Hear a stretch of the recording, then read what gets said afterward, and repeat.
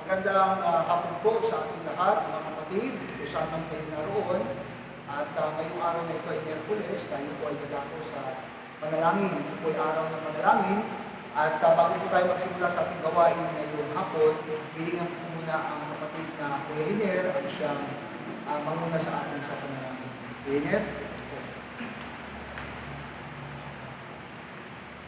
Magandang hapon po. Tayo po ay dumako sa panalangin. Ama naming Diyos na dakila at makapangyarihan sa lahat. Kami po ay nasa iyong harapan sa oras na ito upang ikaw ay aming purihin, sambahin at bigyan ng kalwalhatian dahilan sa mga bagay na ginawa mo sa aming buhay.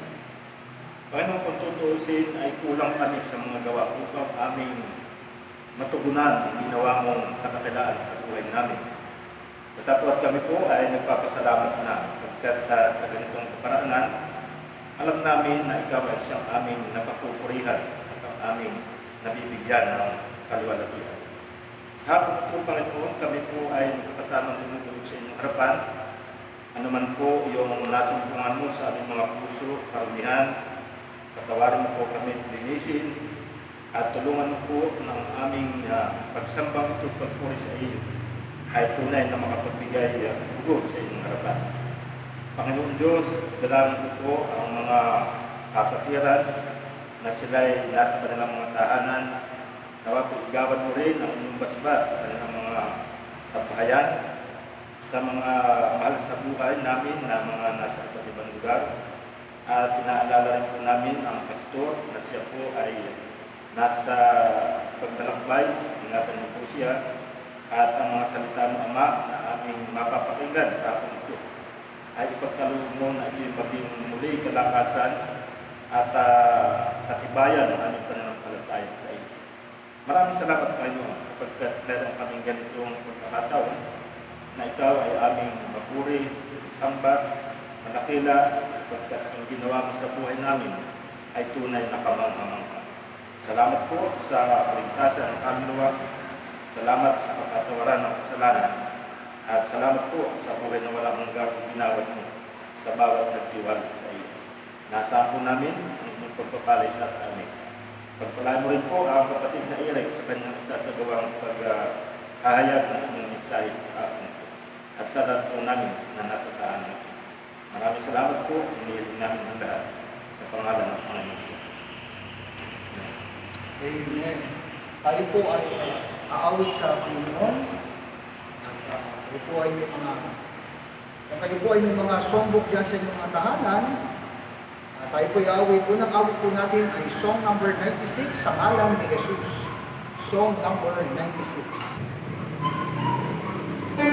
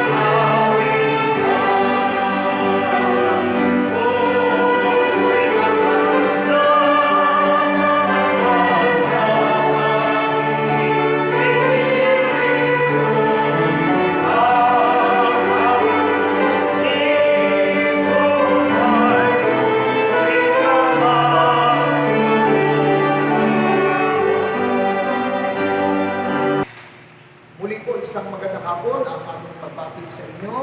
At ngayong hapon ay hindi po natin makakasama ang ating pastor. Siya po at ang kuya Mangin ay nagpunta po sa Tanay para po sa kanyang check-up, regular check-up po ng ating pastor. Kaya tayo lang po muna ang makakasama ngayon sa ating pong samang panalangin pagsamba sa araw ng Miyerkules. Ilang mga paalala po na dapat huwag natin kalimutan isama sa panalangin. Unang ating pong pastor at ang kanya pong sambahayan. At gayon din, pag-pray po natin ang ating pong mga gawain, sa binahikan, sa alitas, sa may pulot, at sa ilan pa po mga gawain natin ng iglesia. Po, patuloy tayong magsama-samang manalangin, pag-pray natin ang mga kapatid natin na sa ibang bansa, at panalangin po natin lalo na yung mga nawalan ng hanap buhay, at sila po ay ang iba yung mga pauwi, tulad ng anak po ng kapatid po na Hiner, si Marco, mag-pray po. Siya po ngayon, ang balita sa akin kanina ay nasa Sri Lanka. Siya po nawa at ang kanyang mga kasama ay makabalik ng Pilipinas ng maluwalhati. Po. At pag-pray natin ang ating pong bansa, pag-pray po natin ang ating Presidente Duterte, pag-pray natin ang ating pamahalaan, patuloy na panalangin ang ating mga kapwa Pilipino, at mga kumpanya ay kaawaan ng Diyos na sila ay magpatuloy, at ang mga walang ng hanap buhay ay yung GCQ na ay unti-unti ay makabalik sa kanilang mga hanap buhay. Po. At pag-pray natin, at marami rin mga taga Metro Manila ang nais mag-avail ng programa ng gobyerno na balik probinsya. Panalangin natin, yung mga pupunta dito sa ating bayang Impanta, Rian Nakar, ay nawa naman ay pag sila'y bumalik, wala namang dalang karamdaman. Po. Patuloy natin pag-pray, ang ating pong bayang Impanta ay COVID-free. Patuloy natin panalangin, isama sa panalangin na magpatuloy ito. At yung COVID, yung banta ng karamdaman, ay tuluyan ng humumpa at paunti ng paunti ang mahawa ng sakit. At gayon din ang mga critical sa ospital ay mabawasan na rin po ang mamamatay. So yan ay ilan lamang sa marami pa natin mapanalangin, pero gaya ng ating naririnig sa ating pastor, unang ipanalangin natin ating sarili, pag-pray ang ating mga kasambahan. At bago tayo dumako sa pangangaral ng salita ng Diyos, tayo po may makakarinig ng tanging bilang.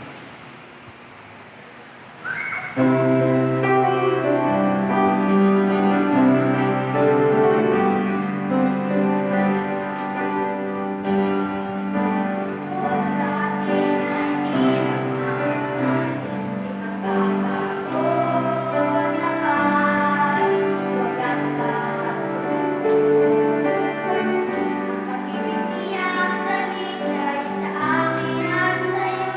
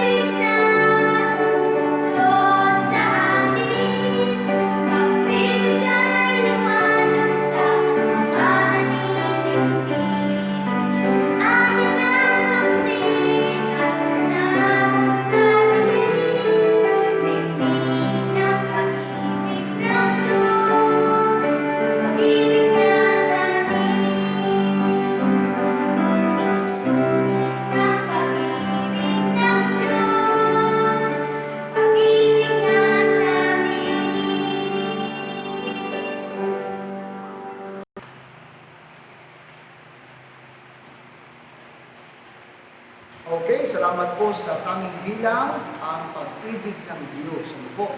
Kayo po may mga Biblia, mga kapatid, sa inyong mga tahanan. Ihanda niyo po ang Biblia, buksan sa aklat po ng Philippines chapter 4, Philippians chapter 4, verse 13. Kayo po may mga Biblia, may mga notebook, may mga lapis, ballpen, ating po pag-aralan ang Philippians chapter 4, verse 13. Kung nakita niyo na po ang Filipos 4.13, ay akin pong babasahin, Philippians chapter 4 verse 13. Ang sabi ng Bible, I can do all things through Christ which strengtheneth me. Sabi po sa Tagalog, lahat ng mga bagay ay aking magagawa doon sa nagpapalakas sa akin. Tayo po ay saglit ng manalangin, nakilang Diyos amang nasa langit. Kami po ay lubos na nagpapasalamat sapagkat Ikaw ay Diyos na mabuti, Diyos na makapangyarihan, at liban sa iyo ay wala ng Diyos na pwede kaming sambahin, purihin, takilain, salamatan. Ang buhay na meron kami ay buhay na pawang galing sa iyo lahat. Wala kaming may sasabing amin, sapagkat ang lahat maging ang aming pinatangkilik sa mundong babaw ay pawang pahiram mo lamang sa amin. Dinadakila namin at pinupuri Ikaw sapagkat Ikaw ang dahilan kung bakit kami nabubuhay sa araw-araw. At kami natuto at nakaalam ng kaligtasan dahil lang din sa iyong biyaya at awa at kabag. Salamat sa iyong banal na Espiritu na sa aming mga puso ay nanginirahan. Salamat sa iyong banal na salita na naisulat na ilibag upang aming mapag-aralan, mabasa at mapagkulay-bulay. Salamat sa banal na Espiritu na sa amin ay gumagabay. Salamat po sa iyong bugtong na anak, ang Panginoong Jesucristo na namatay sa kusong Kalbaryo, nabuhos ang banal na dugo upang magkaroon ng katubusan kami sa ating mga kasalanan. Maraming salamat po Diyos sa iyong dakilang pag-ibig. Sa hapon ito kami mag-aaral ng iyong salita, patuloy na kumilos ka sa aming mga puso at ipaunawa sa amin sa tulong ng Banal Espiritu ang mga katotohanan na ihahayag. Ako na mangangaral ay gamitin makapangyarihan upang ang pangangaral na ito ay tunay, buhay, nakikilos sa puso ng bawat Pilipino. Salamat po, katawad mo, tumisin kami sa aming kami at pagkulang kasalanan. Ang lahat po aming lalaki na dalangin sa pangalan ng aming tagapagligtas si Kristo Jesus. Amen. Sabi po ng Bible, babasahin ko po ulit, sabi ng Philippians 4.13, I can do all things through Christ which strengtheneth me. May konting problema nga lang po sa pagsasalin sa Tagalog. Ang dapat nito ay lahat ng mga bagay ay aking magagawa kay Kristo na nagpapalakas sa akin. Na-omit yung pangalan ni Kristo. Yun po ang tamang translation sa Tagalog. Lahat ng mga bagay ay aking magagawa kay Kristo na nagpapalakas sa akin. Ngayong gabi, ngayong hapon sa ating po bago tayo manalangin, pag-aaralan po natin sa maikling pag-aaral, sa maikling panahon, ang pag-aaralan po natin ay tungkol sa pagiging optimist o ang optimism o pagiging optimismo sa buhay. Pagiging positibo sa buhay. Yan po ating pag-aaralan sa gabing ito, sa oras ng ating pananalangin. Optimistic, ang ibig sabihin sa Tagalog ng optimistic ay maasahin sa mabuti. Laging umaasa sa mabuti. Pagiging positibo sa buhay. Ang kabaliktaran ng salitang optimism ay pessimism. Pessimism. Ang ibig sabihin ng pessimism, the expectation that everything will go wrong. Umaasa ka na ang lahat ng iyong inaasahan ay magiging papunta sa kalituhan, pagkakamali, at walang kaayusan. So, ibig sabihin, ang pessimist, umaasa na maging negatibo ang resulta. Samantalang ang optimist, umaasa na positibo ang magiging resulta o ang kanyang kakaharapin. Si Apostol Pablo ay maituturing ko sa aking pag-aaral ng Biblia, maituturing ko si Apostol Pablo sa lahat ng karakter sa Biblia ang pinaka-optimist, pangalawa sa Panginoong Jesucristo. Siya po ay taong isang optimist, laging positibo ang pananaw sa buhay. Kaya nga po kung yung titingnan sa Romans chapter 12 verse 12, ang sabi po ni Apostol Pablo sa Romans 12:12, hindi lang po sa Philippians 4:13, Sa Romans 12:12, ang sabi ng unang ni Apostol Pablo sa Romans 12:12, mga galak sa pag-asa. Oo. Sabi ng Bible, mga galak sa pag-asa, magmatiisin sa kapighatian, magmatiyagain sa pananalangin. Rejoicing in hope. Yan po ang aral na binitiwan ng Apostol Pablo sa Romans 12:12. Rejoicing in hope, mga galak sa pag-asa. 1 Corinthians 15:57. Anong sabi po ng unang Korinto 15:57? Ang sabi po ng Biblia, datapwat salamat sa Diyos na nagbibigay sa atin ng pagtatagumpay sa pamamagitan ng ating Panginoong Jesucristo. But thanks be to God, which giveth us the victory through our Lord Jesus Christ. Sa mundong kinalagyan ni Apostol Pablo, kinukonsidera si Apostol Pablo, sabi nga po ng Galatians chapter 1, ang kanyang patotoo, siya po ay pariseo, sa pagiging pariseo, stricto sa pagiging pariseo. Siya po ay may posisyon sa gobyerno at mataas ang pinag-aralan, malaki ang impluwensya ng kapangyarihan, pero ang lahat ng ito'y iniwan niya alang-alang kay Kristo. Sa mundo ni Apostol Pablo noong kanyang kapanahunan, ang turing sa kanya ng mundo ay talunan. Maraming bagay, sabi nila, ang sinayang ni Apostol Pablo. Pero sabi ni Apostol Pablo, tayo ay mananagumpay, tayo po ay itinuturing ng Diyos na mapagtagumpay sa pamamagitan ng ating Panginoong Jesucristo.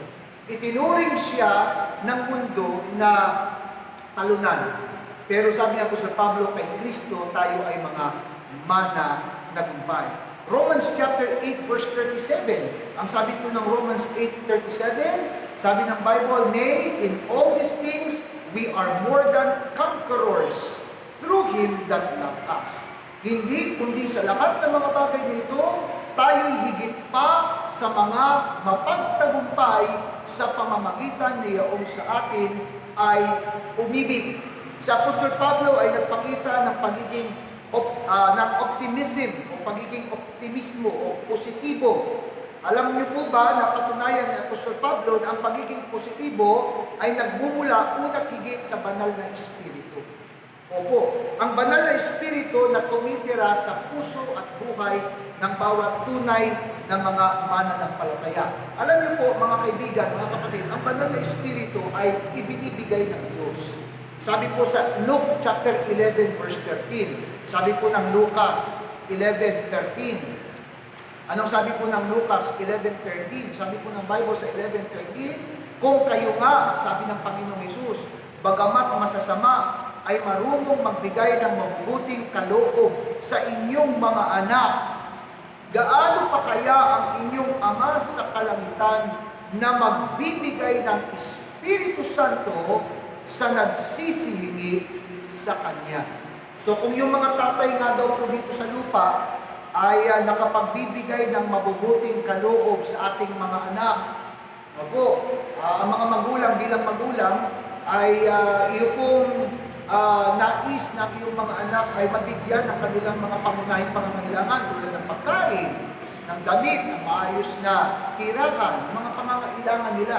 Kung yung tayo nga daw ng mga magulang sa lupa ay nakapag-alam natin kung ano ang mabuti na maibibigay ng kaloob sa ating mga anak, yung pa kayang Diyos Ama na nasa langit, kaya niyang ibigay sa atin ang Espiritu Santo sa mga handang humingi sa Kanya. Ano po? So mula sa banal na Espiritu, sa tulong ng banal na Espiritu na titira sa puso at buhay ng isang tunay na mananampalataya, magsimula sa banal na Espiritu, ay magkakaroon unti-unti ng ibang pananaw, positibong pananaw sa buhay, ang isang tunay na mananampalataya ni Kristo. Ngayong hapon, pag-aralan natin, saan-saang bahagi ng buhay natin, tayo dapat maging optimist o positibo. Okay? Areas in life where we can be positive. Saan-saang area o saan-saang larangan ng buhay natin na pwede natin ipakita ang pagiging positibo. Number 1, dapat ipakita natin sa buhay natin ang pagiging positibo sa ating conviction. Be positive in our conviction. Conviction. Ang ibig sabihin ng conviction ay yung ating mga pinaninindigan. Alam niyo po ba, yung conviction ay nagmula sa ating pinaniniwalaan. Okay, kaya nga po, nararapat na ma-settle na muna, magkaroon ang tao ng tamang paniniwala. Opo, may dalawa lang kasi nag-i-exist na paniniwala. Isang tamang paniniwala at isang maling paniniwala. Kung nais natin na tayo magkaroon ng positibong conviction, kinakailangan iayos natin ang ating paniniwala. Ang ating pinaniniwalaan ay mahalaga, mga kaibigan, mga kapatid. What we believe is important. And also, take note, what we believe determines how we behave. Kung ano yung pinaniniwalaan, dito nalalaman kung paano ka mag-behave o paano ka kumilos, paano ka mag-ugali. So kung ano ang pinaniniwalaan mo, ang bunga doon, nalalaman ng pinaniniwalaan mo kung paano ka humarap at paano ka mag-ugali sa araw-araw ng iyong buhay. What you know ends up being what you do. Kasi kung ano yung alam mo, kung ano yung natutunan mo, yun ang gagawin mo. Hindi mo naman gagawin ang isang bagay na hindi mo alam. Ang gagawin mo ay ang mga bagay lamang na iyong alam. Your belief system is the forerunner of your behavior system. Bago ang pag-uugali, nagsimula muna sa paniniwala. Ano ang iyong paniniwala? Ano ang iyong kinalakhan ng pinaniwalaan? Si Pablo po, what Paul believed is what drove his life. Alam mo kung bakit ganun ka-positibo sa buhay Kristiyano sa Apostol Pablo? Dahil lang sa kanyang pinaniniwalaan.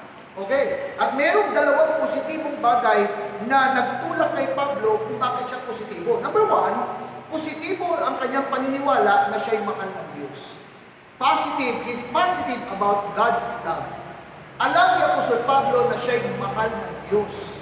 Okay? There's a great vacuum in many lives today. Alam nyo, maraming mga buhay ngayon ang may pera, mayroong cellphone na mamahalin, may masarap na kinakain, pero deep inside sa puso nila, hindi nila alam ang pag-ibig ng Diyos. Merong vacuum, merong butas, there is something empty, may kulang. Okay? May kulang. At yan ay ang tinatawag na positibong paniniwala na ikaw, ako ay mahal ng Diyos. The belief in a powerful and loving God is the foundation of our optimism. Ang paniniwala sa buhay na may Diyos na mapagmahal sa ating mga buhay, ito ang pundasyon ng ating pagiging optimistic o pagiging positibo sa buhay. Opo, kapag iyong naranasan ang pag-ibig ng Diyos sa buhay mo, nakilala mo ang sarili mong isang makasalanan, nakilala mo ang sarili mong isang makasalanan, mamamatay. At pagkatapos ng kamatayan, mapapahamak sa lugar ng impyerno. Pagkatapos maririnig mo ang isang kwento na mayroong nagbayad ng kasalanan para sa iyo. Imbis na ikaw ang mapahamak sa krus ng Kalbaryo at ikaw ang bayad ng iyong kasalanan, mayroong nagbayad para sa iyo at iniligtas ka mula sa tiyak na kapahamakan sa impyerno. At ang lahat ng ito'y ginawa alang-alang sa pagmamahal sa iyo. Ito po, mga kapatid, kapag nasa iyong puso, na isabuhay mo, ito ang magiging pundasyon ng bakit tayo magiging optimismo at pagiging positibo ang pananaw sa buhay. Ano pong sabi ng Romans chapter 8 verse 38? Roma 8:38. Ang sabi po ng Bible sa Romans chapter 8 verse 38. Ang sabi ng Biblia, sapagkat ako'y naniniwalang lubos na kahit ang kamatayan man, kahit mamatay man ang tao sa COVID, okay? Verse 38, kahit ang buhay, kahit ang mga anghel, kahit ang mga pamunuan, kahit ang mga bagay na kasalukuyan, kahit ang mga bagay na darating, kahit ang mga kapangyarihan, 39, kahit ang kataasan, kahit ang kababaan, kahit ang alinmang ibang nilalang, ay hindi makapaghihiwalay sa atin sa pag-ibig ng Diyos na kay Kristo Jesus na Panginoon natin. Pero nyo, walang anumang po pwedeng makapaghiwalay sa iyo kahit kamatayan, buhay, anghel, kapangyarihan, kagutom, kahirapan, kawalan ng hanap buhay, kakapusan ng kinakain, wala ng perang natira, dahil sa naubos na, walang trabaho. Alam niyo, ang lahat ng yan, puro negatibo. Pero ang pundasyon ng pagiging positibo, walang makapaghiwalay sa atin sa pag-ibig ng Diyos. Opo, yan po ang magandang aral na itinuturo sa atin. Ang pagiging optimistic, pagiging positibo sa buhay. Alam niyo po ba ang mundong ating kinalalagyan ay unti-unting nawawalan na ng pag-asa. Maraming mga tao ang nawawalan ng pag-asa sa buhay. Okay? At alam niyo po ba kapag nawala na ng pag-asa sa buhay ang tao ito po ay nagmumula sa puso at mahahawa ang tahanan at mula sa tahanan, ito'y kakalat sa ating mga komunidad, sa ating lipunan na parang nakakahawang sakit. Opo. Kaya nga po, ang payo ko sa inyo, sa bahay, huwag kayong masyadong magbababad maghapon panonood ng mga balita. Kasi kadalasan ng balita ngayon, puro negatibo. Oho. Kung panonood kayo ng balita, siguro yan gabi. Pagpatulog na kayo, mag-devotion kayo pagkatapos, yun lang. Pero yung umaga, puro negatibo ang balita eh. Sa Amerika nga lang po, napanood namin kagabi na talaga nagrarayot ang mga tao. May pandemya mayroong coronavirus. Pero mga tao nagrarayot. Oh. Yung iba dinadaan sa pagrarayot nila, nagrarally sila hustisya para doon sa namatay na si George Floyd. Pero karamihan sa kanila, ginagawa nila, binabasag nila yung mga tindahan, ninanakaw nila, nilulot. No. Parang wala na sa ayusan katinuan ng isip. At ang mga gawain gano'n ay negatibo, hindi po positibo. Opo. At dahil diyan, mga kapatid, isang dahilan kung bakit nawawala ng pag-asa ang tao. Sapagkat walang pag-asa, dahil wala kang pag-asa, hindi ka positibo sapagkat walang alam ang tao sa pag-ibig ng Diyos at kung sakaling ituro man natin sa kanila ang pag-ibig ng Diyos, patuloy na nire-reject at binabaliwala nila ang pag-ibig ng Diyos. Opo. Kaya nga po ang nakakalungkot, paano sila magiging positibo sa buhay? Ang pagiging positibo sa buhay, magsisimula sa pundasyon na dapat malaman mo, ikaw ay mahal ng Diyos. Romans chapter 15, verse 13. Ang sabi po ng Romans chapter 15, verse 13, sabi ng Bible, puspusin nga kayo ng Diyos ng pag-asa, ng buong kagalakan at kapayapaan sa pananampalataya, sabi nito, upang kayo'y mga managanap sa pag-asa sa pamagitan ng kapangyarihan ng Espiritu Santo. Malinaw po, ulitin ko ang sabi ng Bible puspusin nga kayo ng Diyos ng pag-asa, ng buong kagalakan at kapayapaan sa pananampalataya upang kayo'y sumagana sa pag-asa sa pamamagitan ng kapangyarihan ng Espiritu Santo. Positibo sa paniniwalang mahal ka ng Diyos. Pangalawa, hindi ka lang magiging positibo sa iyong pinaniniwala at conviction dahil sa alam mong ang Diyos ay mahal ka.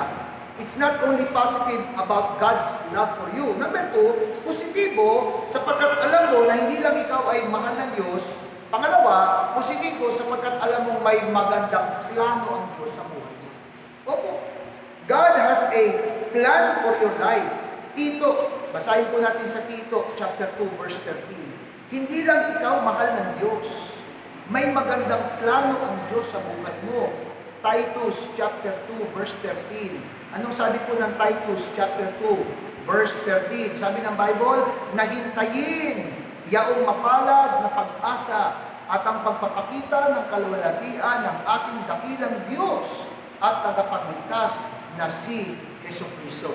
Ngayon, sa mundong ibabaw, maraming hirap, maraming kakulangan, may takot ng karamdaman, maraming po pwedeng negatibo ang ma-encounter natin araw-araw.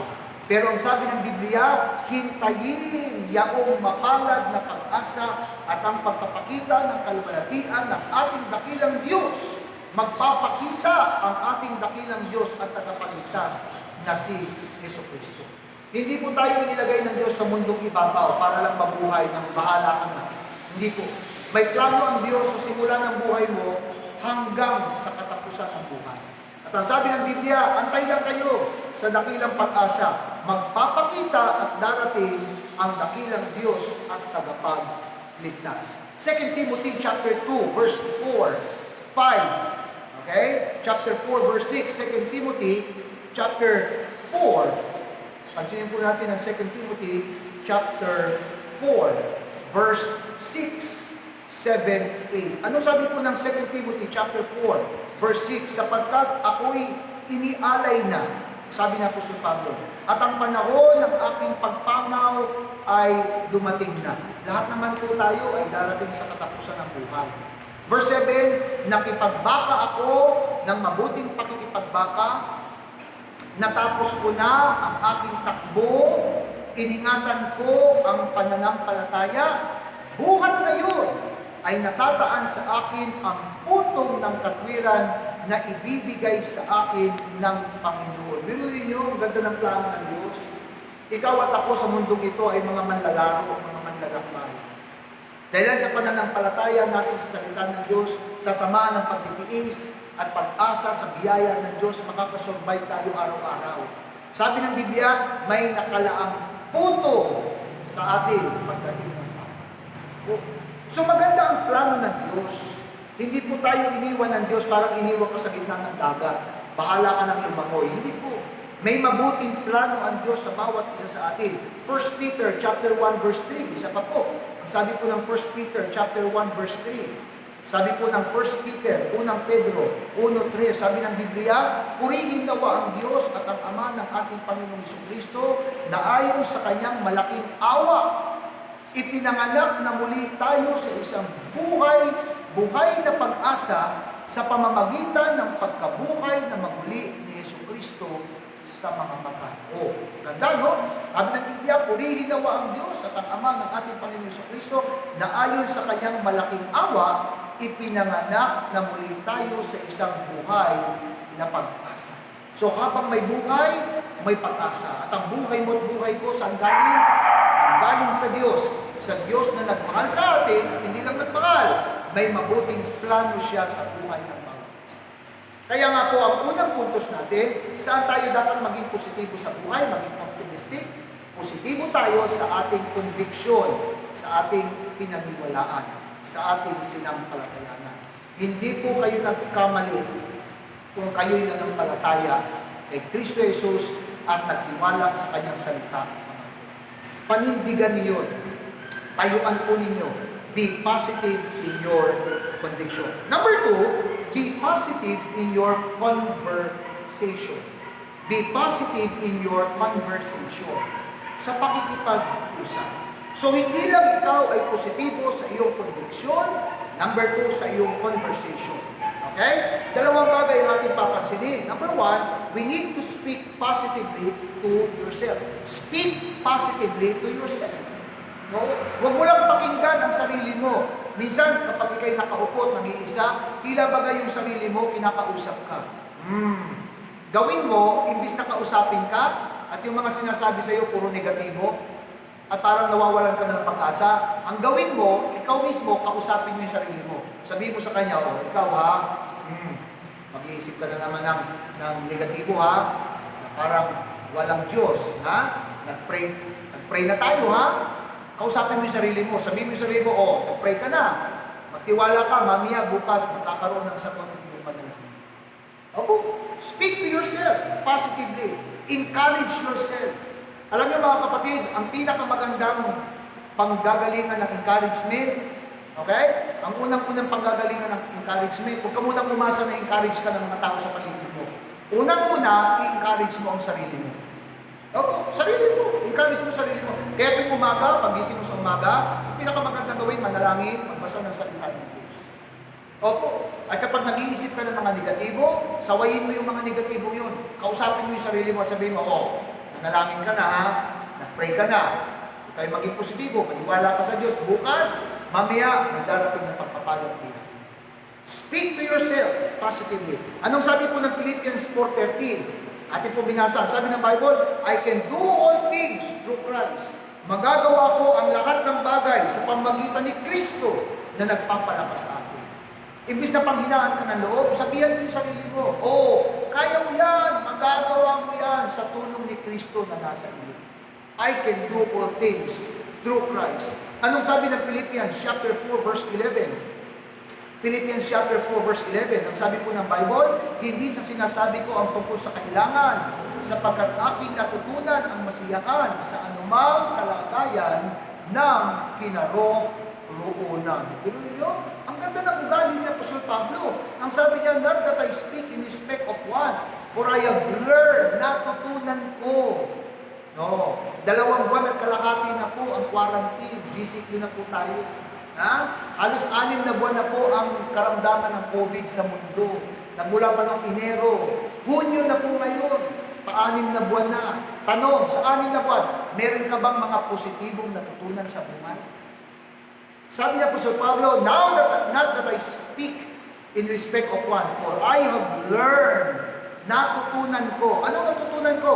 In whatsoever state I am, anumang kalagayan meron ako. Ha? Anumang bagay ang kinalalagyan ko ngayon. Sabi niya, nasisiyahan ako therewith to be content. May kakontentuhan sa buhay. Opo. Alam niyo yung mga taong binigyan ng 6.5 na ayuda, nagre-reklamo, kulang daw yun. Aba, talagang hindi kontento, ano? Yung ibang taong hindi nakatanggap ng ayuda, masaya sa buhay. Tapos yung nabigyan ng ayuda na 6.5, kulang pa daw, nagre-reklamo pa. Talagang, ang may problema, hindi yung perang 6.5, ang may problema, yung tumanggap ng 6.5. Opo, mga kapatid. So encourage yourself. Encourage yourself. Anong sabi ng Philippians 4:12?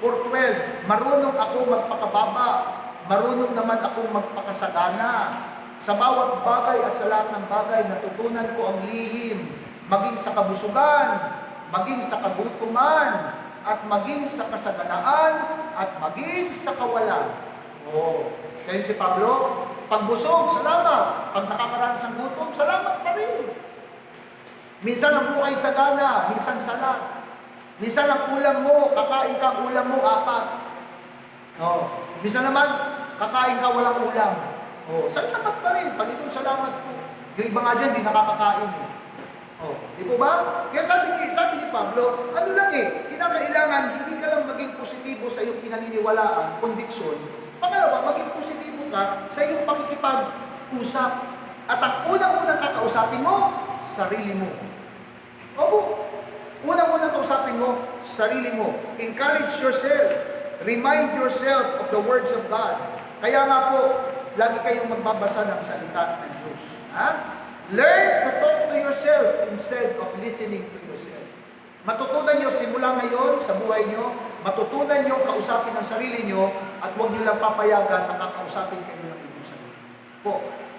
Ano sabi ng Philippians chapter 4 verse 8? Katapos-tapusan mga kapatid, anumang bagay na katotohanan, anumang bagay na kagalang-galang, anumang bagay na matuwid, anumang bagay na malinis, anumang bagay na kaibig-ibig. Kapag ang ginagawa mo hindi na kaibig-ibig, tigilan na yan. Sabi ng Bible, yun lang kaibig-ibig. Anumang bagay na mabuting ulat, ibig sabihin na mabuting ugali. Kapag mabuting ugali, ituloy. Pag pangit na ugali, tigilan na yan. Kung may anumang kagalingan, at kung may anumang kapurihan, isipin ninyo ang mga bagay na ito. Kung ano yung kagalang-galang, kapuri-puri, ano yung mabuti, isipin. Okay? Pagkatapos isipin at naipasok sa puso at sa isip, ano mangyari? Gagawin mo na. Pero kapag ang isip at puso mo walang laman na mabuti, wala kang gagawin mabuti. Kasi kung ano lang ang ilagay mo sa isip at puso mo na mabuti, yun lang ang gagawin mong mabuti. Pero kung ang puso at isip hindi nilagyan ng mabuti, wala kang aasahang gagawin mabuti. Kaya nga po mga kapatid, maging positibo sa ating conviction. Number 2, maging positibo sa ating conversation. So number 1, speak positively to yourself. Kausapin mo ang sarili mo positively. Encourage mo. Ikaw mismo, pagalitan mo yung sarili mo. Kapag mali ang isip, pagalitan mo. Sabihin mo, huwag ka ganyan mag-isip para kang walang Diyos. Number 2, speak positively to others. Pag ikaw'y makikipag-usap sa iba, dahil kinausap mo na ang sarili mo, dinisiplina mo na maging positibo, speak positively to others. Colossians chapter 4, verse 6. Anong sabi ng Colossus 4:6? Sabi ng Colossus 4:6, ang inyong pananalita naway laging may biyaya na magkalasang asin upang inyong maalaman kung ano ang nararapat ninyong isagot sa bawat tao. Malinaw. Ang inyong pananalita naway laging may biyaya. Ang inyong pananalita naway laging may biyaya na magkalasang asin upang inyong maalaman kung ano ang nararapat ninyong isagot sa bawat tao. So ang ating mga pananalita ay maglasang asin. Yan po ang sabi ng Biblia. Ephesians chapter 4, verse 29, Efeso 4:29. Anong sabi ng Biblia? Anumang salitang mahalay ay huwag lumabas sa inyong bibig, kundi ang mabubuting ikatitibay ayon sa pangangailangan, upang makinabang ng biyaya ang mga nakikinig. Oh, huwag niyong payagan ang lalabas sa inyong bibig puro negatibo. Bakit? Kasi yung negatibong salita nakakahawa. Oh, at ang mga tao na sa paligid niyo, alam kayong Kristiyano, alam nila ang lalabas sa bibig mo positibo. Alam man ninyo kung bakit may mga kaibigan tayo hindi mananampalataya, gusto lagi makipag-usap sa inyo. Kasi ibang-iba ka makipag-usap sa mga kaibigan nila, sa mga kumari nila. Pag ikaw nagsasalita at kausap mo sila, lagi kang may verse sa Bible. At laging ang bukang bibig mo, may awa ang Diyos. Oh, di ba? Positibo yun. Inaantay nila ng mga nakikinig. Kaya nga po, be positive to yourself and then speak positive to others. So number 1, be positive in your conviction. Number 2, be positive in your conversation, sa pakikipag-usap. Number 3, be positive in your crisis. Maging positibo sa krisis na inyong kinalalagyan. Optimist against pessimist. Pansinin po natin ha, ano po ang defining characteristic ng taong pessimist? Pessimist yung negatibo. Ano ang katangian niya? Sabi rito, the pessimist tend to believe that bad events will last. Ang mga taong negatibo mag-isip, okay, naniniwala sila na ang bawat nangyayari sa buhay nila, puro malas. Okay? At itong kamalasan na ito ay magtatagal pa. Oh, magtatagal pa. At ito, sisisihin nila yung sarili nila at maninisi sila ng iba. Okay? So ang mga taong pessimist, naniniwala sa tatlong bagay na mangyayari. Number 1, ang lahat daw ng masamang nangyayari sa buhay na, number 1, personal. Opo, they keep on blaming themselves. Lagi na sinisisi yung sarili nila. Yan yung mga pessimist. Laging ako, mali. Yung iba naman, ang sinisisi, hindi personal sa kanila. Yung iba sa kanila ay pervasive. Everything else is bad too. Hindi lang sila mali, pati lahat ng nasa paligid nila, mali din. Hindi lang sila malas, pati lahat ng nasa paligid nila, malas. Hindi lang siya ang salot, pati lahat sa paligid niya. O kaya naman, tinuturo niya ang sarili niya, hindi salot, ang nasa paligid niya, yun ang mga malas. Ha? Ang mga taong pessimist, personally, pessimist, negative. Pervasively, negative. And then, itong pangatlo, permanently.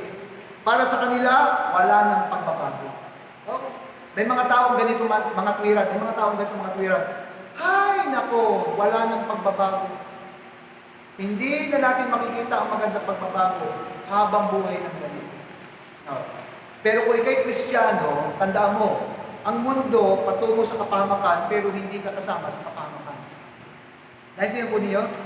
Ang mundo ay papunta sa tribulation period, 7 taon.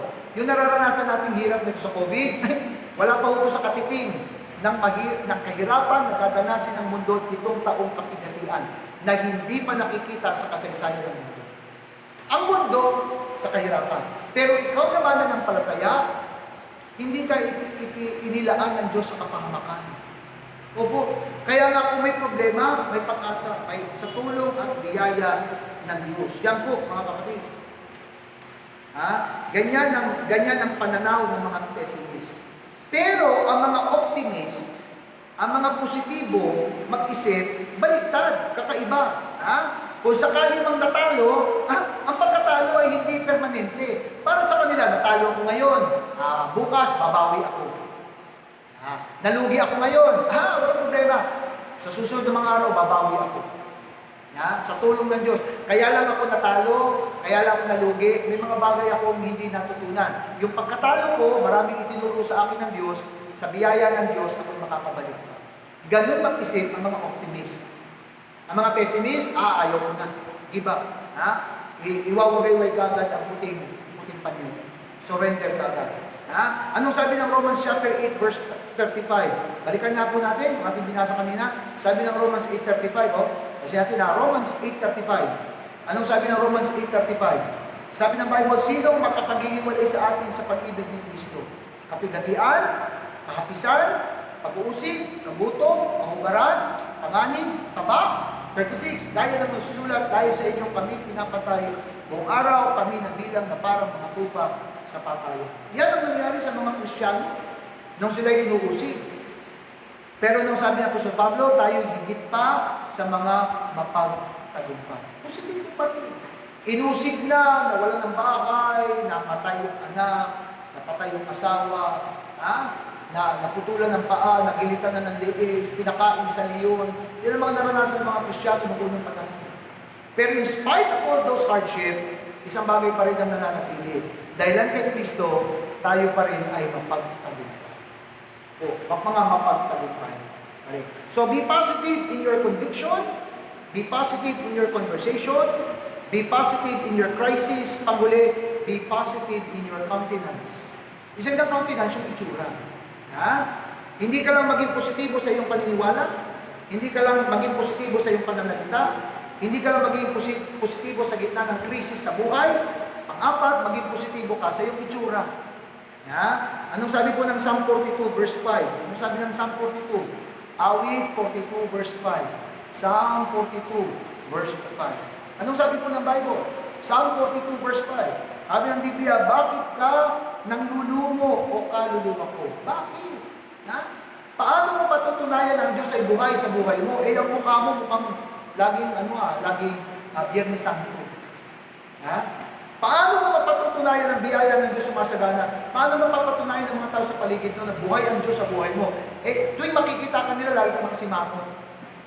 Hindi magsuklay ng buhay, hindi mo masusuklay. Sabi ng Bible, bakit ang lulubo o kaluluwa ko? Bakit ka nababagabag sa loob ko? Umasa ka sa Diyos sapagkat pupuri pa ako sa Kanya dahil sa kagalingan ng Kanyang mukha. Alam niyo mga kapatid, ang pagiging positibo, hindi lang naririnig sa salita, nakikita rin sa mukha.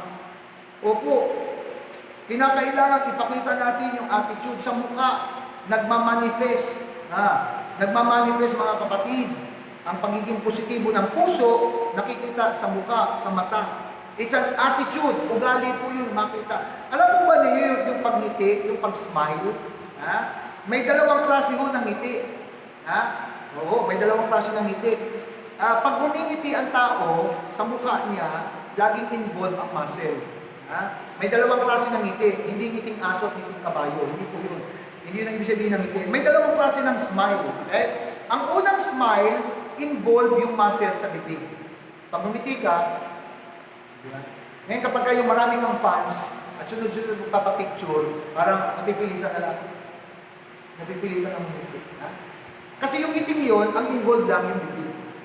Pero, ang tunay na ngiti, hindi lang involve yung bibig, involve yung muscle sa mukha. Ang susi ng isang tunay na umingiti, hindi yung labi na hindi, yung mata. Pag tumingin ka sa tao, tinignan mo yung mata, genuine yung ngiti niya. Nung makita ka, yung talagang ngiti-ngiti makita ka, kasama yung muscle ng mata. Pero kapag ikaw yung may utang at ayaw kong makita, parang boy ka pa pala. Panapipilitan. Hindi kasama yung mata. Yung labi, nakangiti, pero yung mata nanlilisip. Parang gusto kang kainin. So, be positive in your countenance. Ipakita nyo sa mukha. Ipakita nyo sa inyong mga itsura. When you smile, pag kayo'y ngumiti sa kapwa, anong mali kapag ngumiti ka sa tao? Ngiti ang kanin. Tama? Oo, ganun po yun. Kahit hindi ko kakilala minsan sa pangalan, nalimutan ko ang pangalan, dahil kilala ko lang sa mukha, dumaan dyan sa tapat ng simbahan, ngumiti sa akin, pag niningitian ako, ang sagot ko, ngiti. Walang salita yun. Basta ngumiti sa akin, okay na. Susuklian ng ngiti, ngiti din. Susuklian ng positibo, positibo din. If you know that God loves you, alam nyo, mahal ka ng Diyos, at alam mo may plano ang Diyos sa iyo, i-share mo yung biyayang iyo ng pag-ibig ng Diyos. I-share mo sa iba ang magandang plano ng Diyos at ipakita mo sa iyong buhay, sa iyong buhay ang pagiging positibo. Masaya ka bang Kristyano? Tanong, masaya ka bang Kristyano? Ipakita mo sa mukha. Kung masaya ka, totoo ka masaya Kristyano. ipakita mo sa mukha. Ha? Your face sounds familiar. Okay? Matthew chapter 19, verse 26. Anong sabi po ng Matthew chapter 19, verse 26? Naalala nyo, sabi ng Panginoon? Matthew chapter 19, verse 26. Ang sabi po ng Bible ay ito, Matthew 19:26. Sabi ng Bible, at pagtingin ni Jesus ay sinabi ni Jesus sa kanila, hindi mangyayari ito sa mga tao, datapwat sa Diyos, ang lahat ng mga bagay ay mangyayari. Sabi po ng Bible, but Jesus beheld them and said unto them, with men this is impossible, but with God all things are possible. Sa tao, imposible na ang umiti sa panahon ng COVID, lalo na nawalan ng trabaho. Imposible na umiti. Ha? Everything is impossible. Pero, mga kapatid, kung imposible sa tao, sabi ng Bible, but with God, all things are possible. Okay. Huwag niyong tundukan ang Diyos. Nawalan ka man ng trabaho kahapon, pero hindi habang buhay, wala kang trabaho. Manalangin ka lang, bukas makalawa, pag magugulat ka, may trabaho ka na naman. Abo, ganun lang po. Maging positibo. Imposible sa tao. Tandaan po yun. Matthew 19:26. Imposible sa tao, pero walang imposible sa Diyos. Lahat ng bagay ay posible sa Diyos. Gusto niyo kong maging positibo sa buhay? Inaanyaya ko kayong lumapit. Lumapit sa Panginoon. Kung hindi niyo pakilala si Kristo bilang personal na tagapagligtas, bakit hindi niyo kilalanin siya personal? Tanggapin mo siya, pagsisihan mo yung pagiging makasalanan, tanggapin mo siya personal, may pananampalataya bilang Panginoon. Kilalanin mo siya personal ang Diyos sa buhay mo, sapagkat si Kristo lamang, ang Diyos lamang ang pinagmumula ng pagiging positibo. Okay? So, kung ikaw naman ay Kristiyano na, nakakaranas ng ilang mga problema sa kasalukuyan, ang payo sa atin ng Biblia, Filipos 4:13. I can do all things through Christ which strengthens me. Magagawa ko ang lahat ng mga bagay kay Kristo na nagpapalakas. Tayo po'y manalangin, dakilang Diyos, amang nasa langit, maraming salamat po sa mga aral na ating narinig ngayon. Tunay nga po na ang pagiging positibo ay bahagi na ng buhay ng isang taong may Espiritu ng Diyos na tinanggap sa buhay. At ngayon kami ay nakarinig ng mga katotohanan ito, muli tumibay sa aming puso ang katotohanan na ang pagiging positibo sa buhay ay walang ibang pinakamalaking dahilan kundi ang Diyos sa buhay ng bawat isa. Tulungan mo kami ngayon na mga nagsasabing kami may Espiritu ng Diyos na kinilala, tinanggap sa buhay namin. Ipakita namin ang pagiging positibo sa aming conviction, sa aming conversation, sa gitna ng aming crisis, at ipakita namin sa aming mga countenance. Tulungan mo kami, O Diyos, na patuloy na sa iyo lamang kami umasa, matiwala. Ang mundo ay nawawalan ng pag-asa. Marami ang nangungulila ang mga puso. Problemado sa buhay at hindi nila alam kung saan nila kukunin ang kanilang biyaya sa araw-araw. Pero ikaw at O Diyos, alam namin, ay Diyos na makapangyarihan, Diyos na mabuti, Diyos ng kabutihan at awa. At alam namin, meron kang mabuting plano sa buhay namin, at ang iyong pagmamahal sa Krus ng Kalbaryo sa pamagitan ng tingnan si Kristo ay hindi natapos sa kaligtasan, kundi araw-araw, mahal mo pa rin kami. At ikaw ang Diyos, ang Ama namin sa langit, na laging handang mag-provide ng aming mga pangangailangan. Ang unang-unang hinihiling namin, O Diyos, bigyan mo po kami ng maayos na isip. Tulungan mo kami, dagdagan ng aming pananampalataya, at patibayin mo ang aming pong mga puso na laging nagtitiwala. At gayon din ang aming dinadalangin, Diyos, nawa sa aming pong pananalangin sama-sama, ay patuloy na dinggin mo, O Diyos, ang panalangin ng mga kapatid. Ang mga may sakit, ay patuloy mo kong bigyan ng kagalingan. At salamat po ng marami sa mga paalalang ito, ang labi ang lalagay na dalangin sa mga sa pangalan ng ating si Jesus. Amen. Announcement po natin sa darating na linggo, meron po tayo, bago po tayo manalangin, pe-pray po tayo, pero konting announcement po na sa linggo, meron po tayong gawain dito sa simbahan.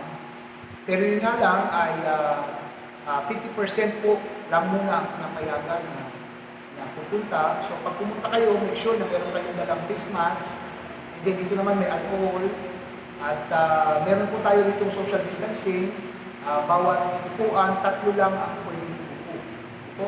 So welcome naman kayong pumunta. Ang oras po natin sa linggo ay 8:30 ng umaga.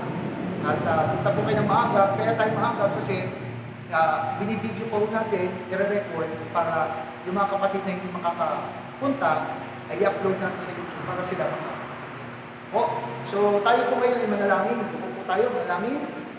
Yan natin ang panahon ng ating masalita ay manalangin. Pag-pray nyo yung mga sabayan, pag-pray nyo yung mga sarili, pag-pray po ninyo ang mga gawain natin ng ating pastor, patuloy na ingatan sa kanyang paglalakbay, pabalik-balik po ng tanay, pa-check up po ang ating pastor. Manalangin po tayo.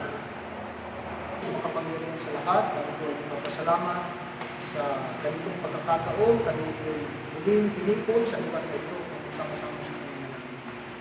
Marami kaming nais hingin at dalangin na nais pagkaloob sa iyong trono, gawain patuloy na gamitin ng Diyos ang iyong salita, lagi kaming alalakanan na sa iyo lamang kami umasa ng buhay.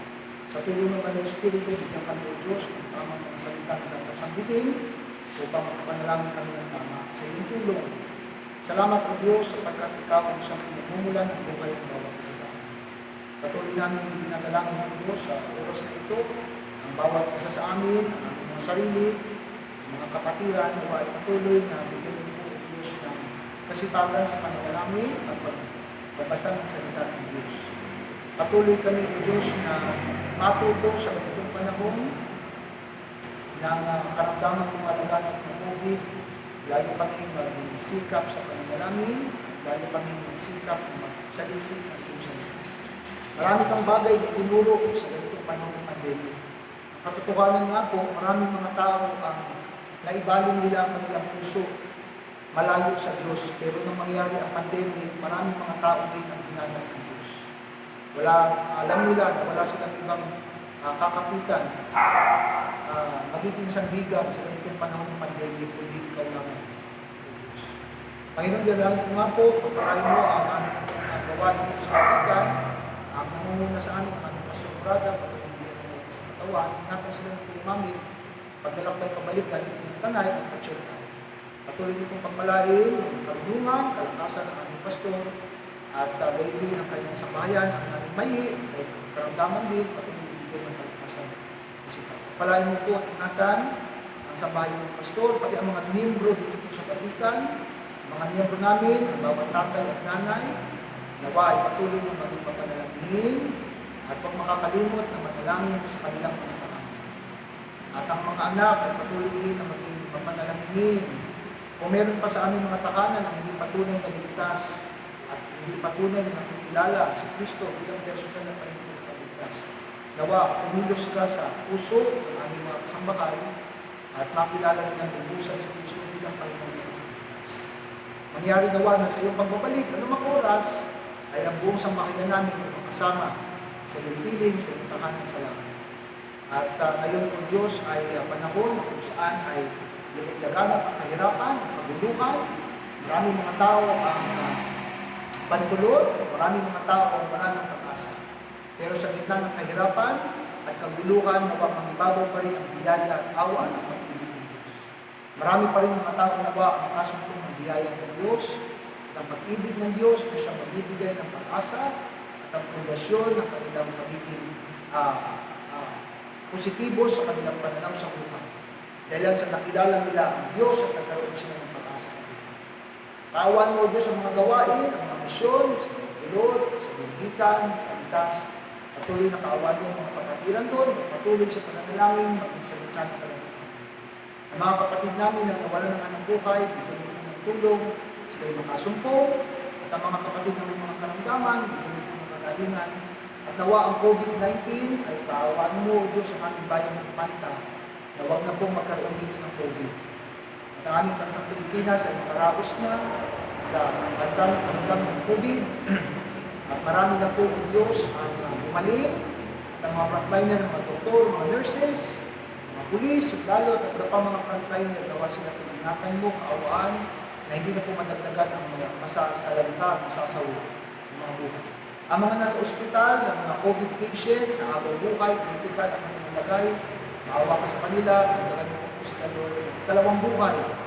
At sa kanilang pangalawang buhay, tatanggapin mula sa iyo, ay nawa magkaroon sila ng pagkakataon na ibalik at magbalik loob ang kanilang mga puso sa Diyos.